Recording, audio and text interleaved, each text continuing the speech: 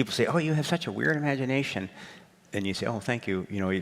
But I think didn't say actually imagination. I don't feel like that's a thing for me. But I think the discipline of revising really closely for a long time. Then what happens is there's a logical world that you've made that is actually very confining. It's not free at all. It's quite confining. So once you've made that confinement, you might find that at a given point in the narrative you have three choices, tightly, conscribed choices.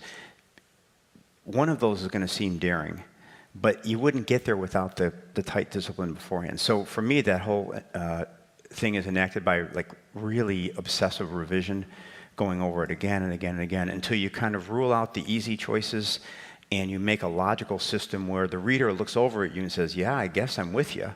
I've agreed to everything so far. Okay,